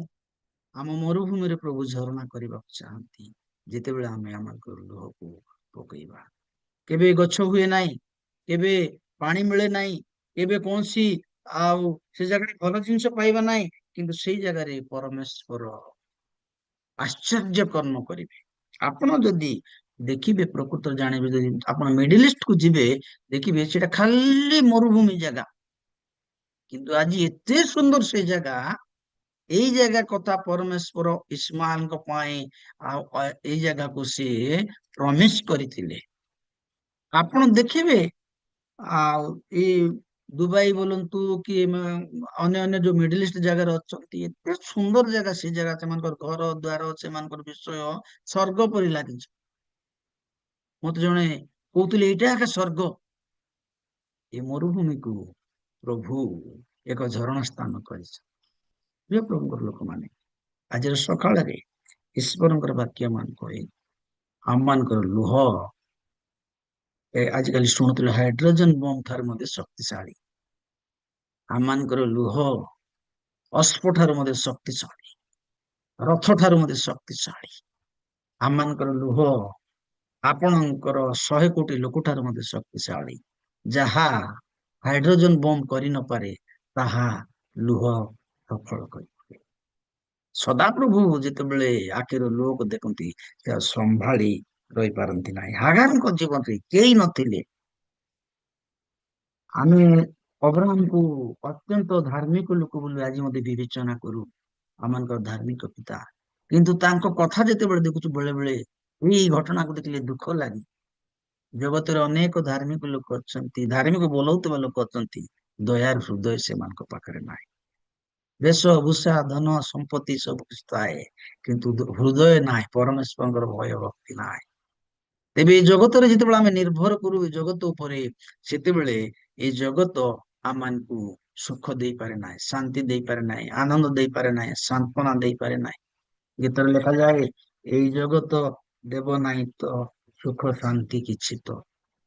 ଏଇ ଜଗତରେ ଆମମାନଙ୍କ ପାଇଁ ଅଳ୍ପ ସମୟ ପାଇଁ ଆସିଛୁ, ଚତୁଃପାର୍ଶ୍ୱରେ ଶତ୍ରୁ। ଆପଣ ଯଦି ଟିକେ କାହାର ପ୍ରତି ଯଦି ଭଲ ମନୋଭାବ ନ ରଖିବେ, ଶତ୍ରୁ ଆପଣଙ୍କ ପ୍ରତି ଆସିବ। ଗୋଟେ ଘରେ ଖାଉଥିଲେ, ଗୋଟେ ଘରେ ପିଉଥିଲେ, ଗୋଟେ ଘରେ ରହୁଥିଲେ, କିନ୍ତୁ ସାରାଙ୍କ ସହିତ ହାଗାରଙ୍କର ଶତ୍ରୁତା ରହିଲା। କିନ୍ତୁ ପରମେଶ୍ୱର ତାଙ୍କ ଦୃଷ୍ଟି ସ୍ୱତନ୍ତ୍ର ଭାବେ ରଖିଲେ, ତାଙ୍କ ମରୁଭୂମିକୁ ଝରଣାରେ ପରିଣତ କଲେ। ଆପଣଙ୍କର କ୍ରନ୍ଦନ ଆପଣଙ୍କ ମରୁଭୂମିକୁ ଝରଣାରେ ପରିଣତ କରିବ। ହୁଏତ ଆପଣଙ୍କ ପାଇଁ କଷ୍ଟ ମରୁଭୂମି ପରି ଦିଶୁଥିବ, ମରୁଚିକା ପରି ଦିଶୁଥିବ, କିନ୍ତୁ ତାହା ଆପଣଙ୍କ ପାଇଁ ପରମେଶ୍ୱର ଝରଣାରେ ପରିଣତ କରିବା ପାଇଁ ସମ୍ଭବ ପରମେଶ୍ୱର ଅଟନ୍ତି। ସେ କେବେ ଭୁଲିବେ ନାହିଁ, କେବେ ସେ ଛାଡିବେ ନାହିଁ। ତେବେ ଏଇ ହାଗାରଙ୍କ ଜୀବନରେ ଆମେ ଦେଖୁଛୁ, ପ୍ରଭୁଙ୍କର ସେ କ୍ରନ୍ଦନ କଲେ। ତାଙ୍କ ସହାରା କେହି ନାହିଁ, ଯେ ଦେବୀ ବୋଲି ସେ ଦେଲେ ନାହିଁ, ଯେ ପାଳିବି ବୋଲି ସେ ପାଳିଲେ ନାହିଁ, ଯେ ରାଜାର ପୁଅ ହେଇଥାନ୍ତା, କିନ୍ତୁ ରାଜାର ପୁଅ ଠାରୁ ତାଙ୍କୁ ଛଡେଇ ନିଆଗଲା ତାଙ୍କର ପଦ। କିନ୍ତୁ ପରମେଶ୍ୱରଙ୍କ ଦୃଷ୍ଟି ଏତେ ମହାନ ତାଙ୍କ ଉପରେ ଥିଲା, ଯେ ସେ ଲୋକମାନେ ବହୁତ ଆଗରେ, ବହୁତ ଭାବରେ ଆଗରେ ବଢିଲେ। ତାହା ଥିଲା ହାଗାରଙ୍କର ଲୁହ। ତୃତୀୟ କଥା, ତୃତୀୟ ବ୍ୟକ୍ତିଙ୍କ କଥା ଆମେ ଦେଖିବା। ବିଚାରକର୍ତ୍ତା ପୁସ୍ତକ ତାର 16 ଅଧ୍ୟାୟର 28 ପଦକୁ ଆମେ ପଢିବା। ବିଚାରକର୍ତ୍ତା ପୁସ୍ତକ ତାର 16 ଅଧ୍ୟାୟର 28 ପଦକୁ ଆମେ ପଢିବା। କେଇ ଜଣ ମତେ ପଢିକି ଶୀଘ୍ର ସାହାଯ୍ୟ କରନ୍ତୁ ଦୟାକରି। ସେତେବେଳେ ସାମସନ ସଦାପ୍ରଭୁଙ୍କୁ ଡାକି କହିଲା, ହେ ପ୍ରଭୁ ସଦାପ୍ରଭୁ, ନିବେଦନ କରୁଅଛି, ମତେ ସ୍ମରଣ କର। ହେ ପରମେଶ୍ୱର, ନିବେଦନ କରୁଅଛି, ମୁଁ ଯେପରି ପାଲେଷ୍ଟିୟ ମାନଙ୍କ ଠାରୁ ଏକା ବେଳକେ ମୋହର 2 ଚକ୍ଷୁର ପରିଶୋଧ ନେଇପାରିବି। ଏଥିପାଇଁ କେବଳ ଏହି ଥରକ ମତେ ବଳବାନ କର। ଆମେନ୍। ସାମସନର କ୍ରନ୍ଦନ। ଆମେ ହିଜିକିୟଙ୍କର କ୍ରନ୍ଦନକୁ ଦେଖିଲୁ, ଆମେ ହାଗାରଙ୍କର କ୍ରନ୍ଦନକୁ ଦେଖିଲୁ, ଆମେ ସାମସନଙ୍କର କ୍ରନ୍ଦନକୁ ଦେଖୁଛୁ। 40 ବର୍ଷ ପର୍ଯ୍ୟନ୍ତ ରାଜତ୍ୱ କଲେ। ପ୍ରଭୁ ତାଙ୍କୁ ସେପାରେଟ କରିକି ବାଛିଥିଲେ ଈଶ୍ୱରଙ୍କର କାର୍ଯ୍ୟ ପାଇଁ। ଜଣେ ଶକ୍ତିଶାଳୀ ଲୋକ, ଯାହାକୁ ପାରିଲେ ତାକୁ ମାରିଲେ, ଇଭେନ ସିଂହକୁ ସେ ମାରିଲେ। ଏତେ ବଳ ପ୍ରଭୁ ଦେଇଥିଲେ, ଏତେ ଶକ୍ତି ପ୍ରଭୁ ଦେଇଥିଲେ, ତାଙ୍କ ଆଗରେ କୌଣସି ବ୍ୟକ୍ତି ଠିଆ ହେଇ ପାରୁନଥିଲେ। କିନ୍ତୁ ଆଜି ସେ କ୍ରନ୍ଦନ କରି କହୁଛନ୍ତି, ପ୍ରଭୁ ଶେଷ ସମୟ ପାଇଁ ଗୋଟିଏ ଥର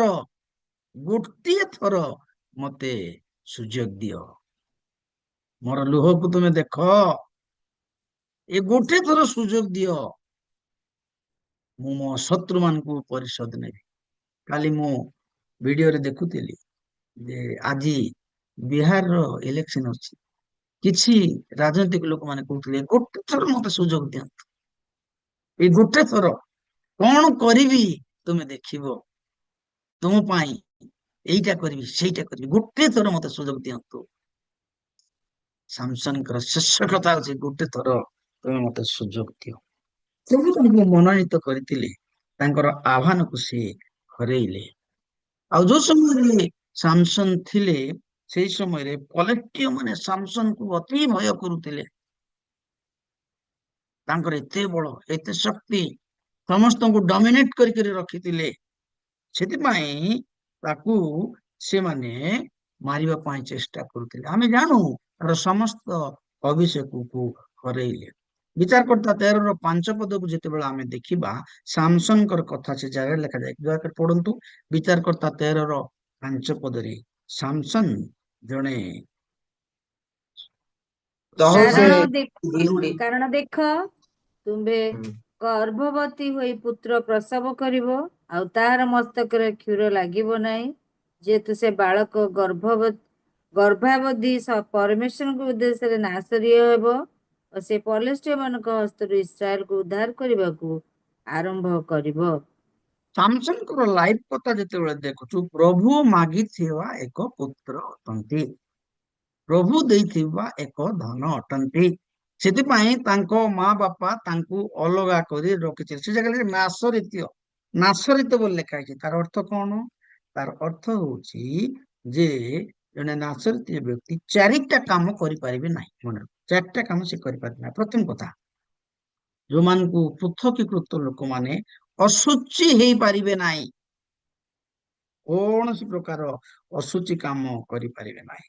କିନ୍ତୁ ଜାଣି ଶୁଣି ସେ ତାଙ୍କର ଆହ୍ୱାନର ଅପବ୍ୟବହାର କଲେ ଏବଂ ମୃତ୍ୟୁ ସିଂହକୁ ସେ ଛୁଇଁଲେ। ଲେବୀୟ ବିଧିବିଧାନ ଅନୁସାରେ, ଧର୍ମଶାସ୍ତ୍ର ଅନୁସାରେ ସେମାନେ କେବେ ବି ଅଶୁଚି ହେଇପାରିବେ ନାହିଁ। ଦ୍ୱିତୀୟ କଥା, ସେମାନେ ମଦ ପିଇ ପାରିବେ ନାହିଁ, ସୁରାପାନ କରିପାରିବେ ନାହିଁ।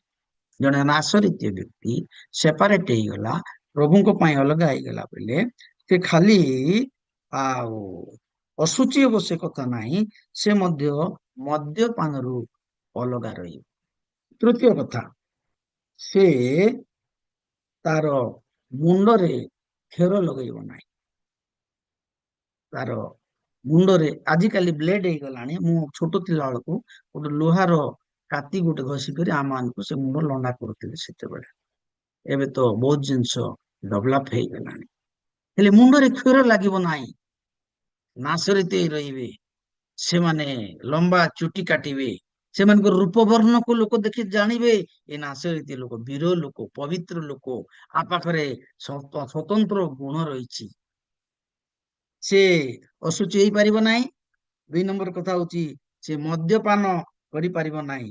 3 ନମ୍ବର କଥା ହଉଛି ତା ମୁଣ୍ଡରେ କ୍ଷର ଲାଗିବ ନାହିଁ। 4 ନମ୍ବର କଥା, ଅତି ଇମ୍ପୋର୍ଟାଣ୍ଟ କଥା, ସେ ତାର ଆତ୍ମିକ ରହସ୍ୟ କାହାକୁ କହିବ ନାହିଁ।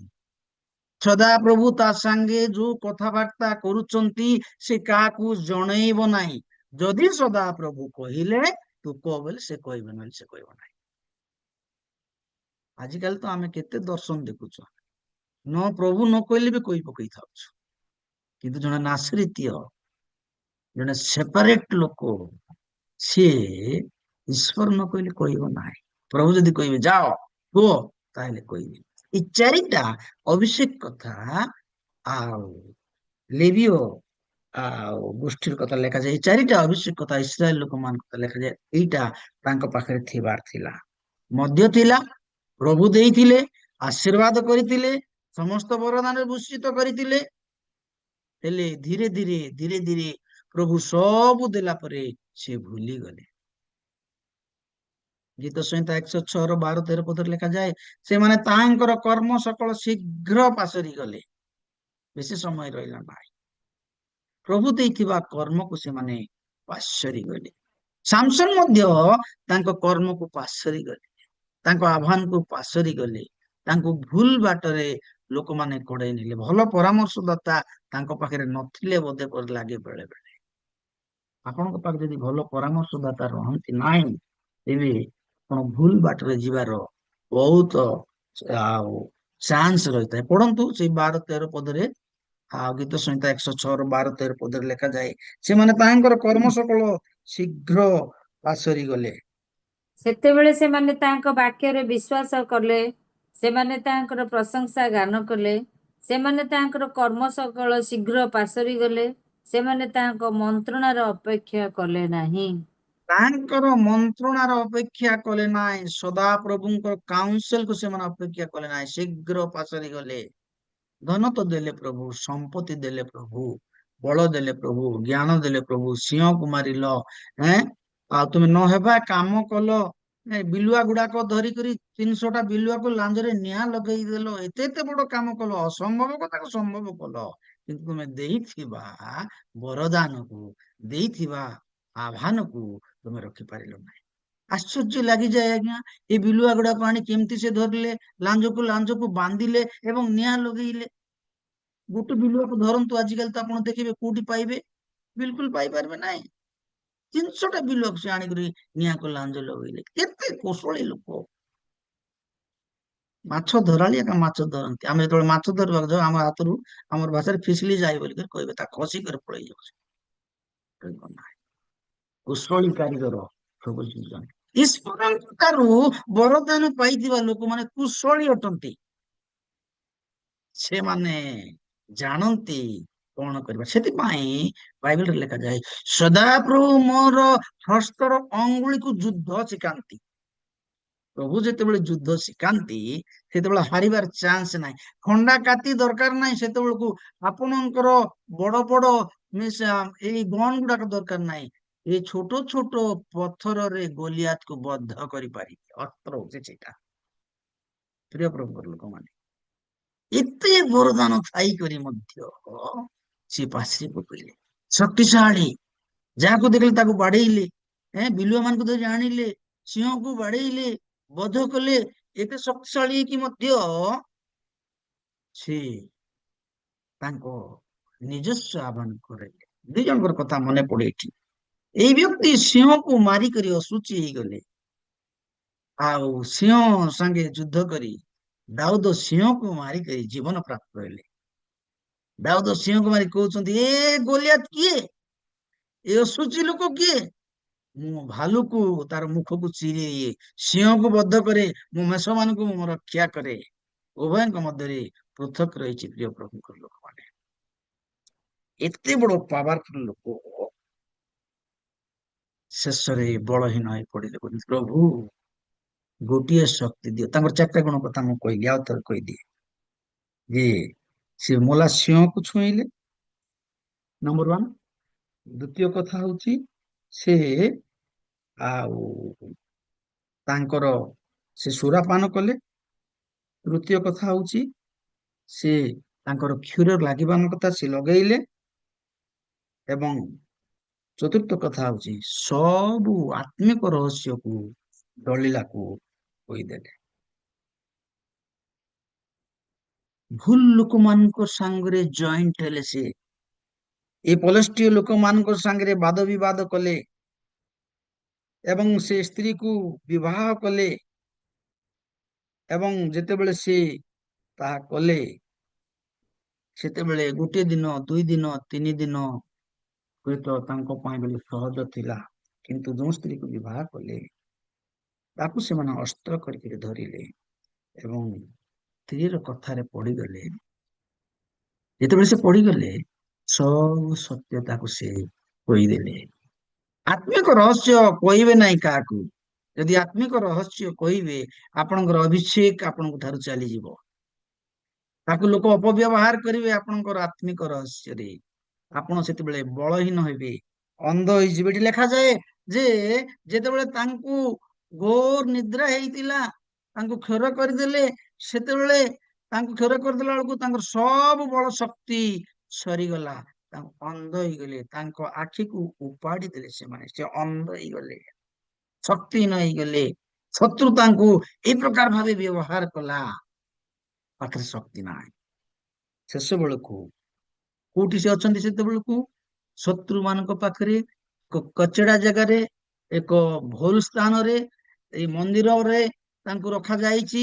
ଲୋକ ତାଙ୍କୁ ଦେଖୁଛନ୍ତି, ଲୋକ ତାଙ୍କୁ ଦେଖୁଛନ୍ତି ଏବଂ ହସୁଛନ୍ତି, ତାଙ୍କୁ ବଚସା କରୁଛନ୍ତି। ତାଙ୍କୁ, ତୁମେ ପରା ମାରିଥିଲ ଆମ ଲୋକମାନଙ୍କୁ, ତୁମେ ପରା ସିଂହକୁ ମାରିଥିଲ, ତୁମେ ପରା ବିଲୁଆ ମାନଙ୍କୁ ନିଆଁ ଲଗେଇଥିବ, କାହିଁ ତୁମର ବଳ?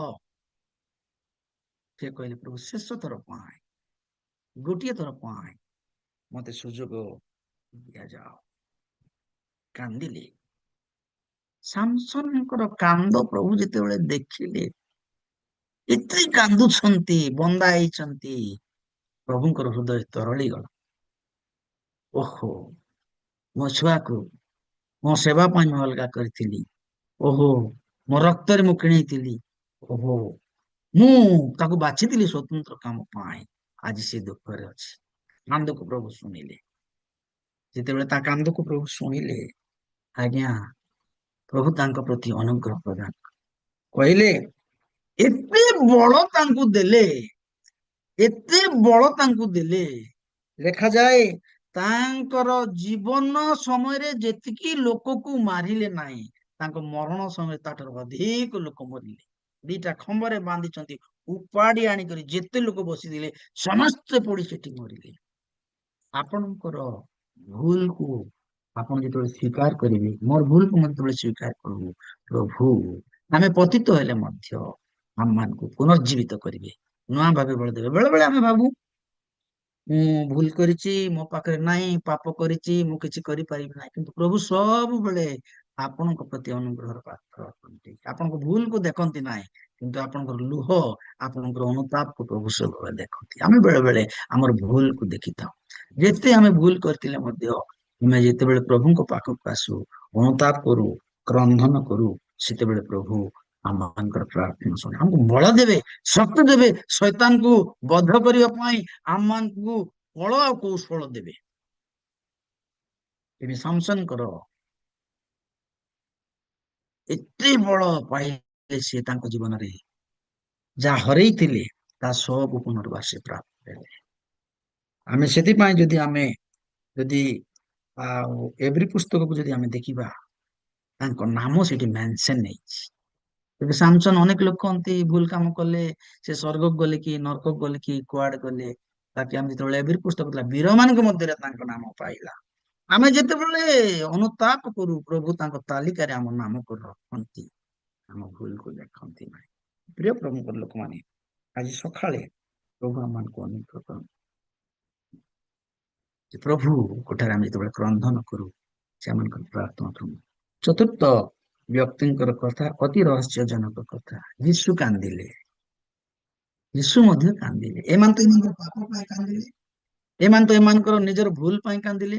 ଅନୁତାପ କଲେ କି ଯୀଶୁ ଦେଖିଲେ ଯେ ଲାଜାରଙ୍କ ପାଖକୁ ଯାଇକରି ସେ କାନ୍ଦୁଛନ୍ତି। ତାଙ୍କ ଲୋକମାନଙ୍କର ଦୁଃଖରେ ଦୁଃଖିତ ହେଇକରି କାନ୍ଦୁଛନ୍ତି। 11:33 ପଦ ଯେତେବେଳେ ଆମେ ପଢିବା, ସେ ଜାଗାରେ ଲେଖା ହେଇଛି, ମାର୍ଥା, ମରିୟମ, ଅନ୍ୟ ଲୋକମାନେ କାନ୍ଦୁଛନ୍ତି। ଟିକେ ପଢି ଦିଅନ୍ତୁ ମା, ଟିକେ କିଏ ଜଣେ।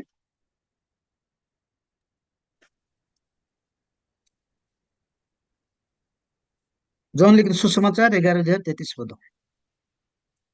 ଅତଏବ ଯୀଶୁ ତାଙ୍କୁ ଓ ତାଙ୍କ ସହିତ ଆସିଥିବା ଜିହୁଦୀୟ ମାନଙ୍କୁ ରୋଧନ କରୁଥିବା ଦେଖି ଆତ୍ମାରେ ଉତ୍ତେଜିତ ହେଲେ। ପୁଣି କର୍ତ୍ତବ୍ୟ ସାଧନ ନିମନ୍ତେ ଦୃଢ ସଂକଳ୍ପରେ ପଚାରିଲେ, ତାଙ୍କୁ କେଉଁଠାରେ ରଖିଅଛ? ସେମାନେ ତାହାଙ୍କୁ କହିଲେ, ପ୍ରଭୁ ଆସି ଦେଖନ୍ତୁ। ଯୀଶୁ ଥ୍ୟାଙ୍କ ୟୁ। କାନ୍ଦିଲେ। ଏବେ ଯୀଶୁ ତାଙ୍କ ଲୋକମାନେ ଯେତେବେଳେ କାନ୍ଦନ୍ତି ସେ ସମ୍ଭାଳି ପାରନ୍ତି ନାହିଁ। ଏଠି ମାର୍ଥା କାନ୍ଦୁଛନ୍ତି, ମରିୟମ କାନ୍ଦୁଛନ୍ତି, ଯୁଦୟ ଲୋକମାନେ କାନ୍ଦୁଛନ୍ତି, ଆଉ ଯୀଶୁ ସେଇ ଯାଏ କାନ୍ଦୁଛନ୍ତି। ଆପଣ କାନ୍ଦିଲେ ଯୀଶୁ ଆଉ ରହିପାରନ୍ତି ନାହିଁ, ଆପଣଙ୍କ ପାଖକୁ ଧାଇଁକି ଆସନ୍ତି। ସେ ବି ଆପଣଙ୍କ ସାଙ୍ଗେ ଲୁଟୁଛନ୍ତି, ଆପଣଙ୍କୁ ଆଶୀର୍ବାଦ କରିବା ପାଇଁ ଚାହାନ୍ତି। ଆପଣ ଦୁଃଖ ହେଲେ ସେ ଆପଣଙ୍କ ସାଙ୍ଗେ ଅଛନ୍ତି, କିନ୍ତୁ ଆପଣଙ୍କର ଆତ୍ମିକ ରହସ୍ୟକୁ ଆପଣଙ୍କୁ ବଞ୍ଚେଇ ରଖିବାକୁ ପଡିବ। ତେବେ ପ୍ରିୟ ପ୍ରଭୁଙ୍କର ଲୋକମାନେ, ଆଜି ମୁଁ 3 ଜଣ ଲୋକଙ୍କର କଥା କହିଲି। ପ୍ରଥମ କଥା, ଜଣେ ଧାର୍ମିକର ପ୍ରାର୍ଥନା ପ୍ରଭୁ ଶୁଣନ୍ତି ଯେତେବେଳେ ସେ ଲୁହ ଝରେଇବେ। ସେ ହଉଛନ୍ତି ହିଜକିୟ, ତାଙ୍କ ପ୍ରାର୍ଥନାକୁ ପ୍ରଭୁ ଶୁଣିଲେ। ଜଣେ ଦୁଃଖିନୀ ମାର କାନ୍ଦକୁ ପ୍ରଭୁ ଶୁଣିଲେ, ଯାହାଙ୍କ ଜୀବନରେ ଇଏ ସହାୟ ନଥିଲେ, ସାହାଯ୍ୟ ନଥିଲେ। ଜଣେ ପତିତ ସାଧୁର କଥା ପ୍ରଭୁ ଶୁଣିଲେ, ଯାହାଙ୍କ ଜୀବନରେ କିଛି ନଥିଲା, ସର୍ବରା ହେଇଥିଲେ, ପ୍ରଭୁ ତାଙ୍କୁ ଅନୁଗ୍ରହ କଲେ। ହୁଏତ ଆଜି ଆମମାନଙ୍କ ଜୀବନରେ ଆମେ କିଛି ଭୁଲ କରିଛୁ, ଆମେ କିଛି ଆବଶ୍ୟକତା କରୁ, ଆମମାନଙ୍କ ଜୀବନରେ ଅନେକ ବିଷୟ ରହିଛି। ଆମେ ଯେତେବେଳେ କ୍ରନ୍ଦନ କରୁ, ପ୍ରଭୁ ଆମମାନଙ୍କ ପ୍ରାର୍ଥନା ଶୁଣିବେ, ଆମମାନଙ୍କୁ ବ୍ୟବହାର କରିବେ। ସେଇଦିନ 15 ବର୍ଷ ତାଙ୍କ ବୟସକୁ ଯୋଡିଦେଲେ ଏବଂ ଇସ୍ମାଏଲକୁ ଏତେ ଆଶୀର୍ବାଦ କରିବେ। ଆଜି ତାର ଆଶୀର୍ବାଦର ଫଳ ଆପଣ ଦେଖୁଛନ୍ତି। ତାଙ୍କ ପାଇଁ ହାଗାରଙ୍କ ଲୁହର ତଳେ ସେ ଝରଣା ବନେଇ ଦେଲେ, ପ୍ରଭୁ ତାଙ୍କର ପାଣି ପିଇଲେ। ଏବଂ ସାମସନକୁ ସବୁ ଆବଶ୍ୟକ ହରେଇଲା ସତ୍ତ୍ୱେ ବନ୍ଧନ କଲା ପରେ ସେ ଶେଷ ସମୟରେ ଏତେ ଶକ୍ତି ଦେଲେ, ପ୍ରଥମ ଥର ଅପେକ୍ଷା ଶେଷ ଥର ଅଧିକ ଶତ୍ରୁକୁ ସେ ମାରିପାରିଲେ। ଇସ୍ରାଏଲ ଆନନ୍ଦ କଲା। ଭଗବାନଙ୍କୁ ଅନୁଗ୍ରହ କରନ୍ତୁ, କ୍ରନ୍ଦନର ଜୀବନ ଦିଅନ୍ତୁ, ପ୍ରାର୍ଥନାର ଜୀବନ ଦିଅନ୍ତୁ। ଆମେ ଯେତେବେଳେ କ୍ରନ୍ଦନ ପ୍ରାର୍ଥନା କରୁ, ସେ କେବେ ଭୁଲିବେ ନାହିଁ। କାଲିକି ରାତିରେ ପ୍ରାର୍ଥନା କରନ୍ତୁ, ଯୀଶୁକୁ କୁହନ୍ତୁ, ପ୍ରଭୁ ଯୀଶୁ ମୋ ପାଖକୁ ଆସନ୍ତୁ, ମୋ ପାଖରେ ପହଞ୍ଚିବେ, ଆପଣଙ୍କର ଲୁହକୁ ପୋଛିଦେବେ, ଆପଣଙ୍କ ଦୁଃଖକୁ ଦୂର କରିବେ, ଆପଣଙ୍କ ସାଙ୍ଗେ ରହିବେ। ପ୍ରଭୁ এই ଛୋଟିଆ ଚିନ୍ତାରେ ଆମେ ସମସ୍ତଙ୍କୁ ଆଶୀର୍ବାଦ କରନ୍ତୁ। Thank you very much sir, thank you for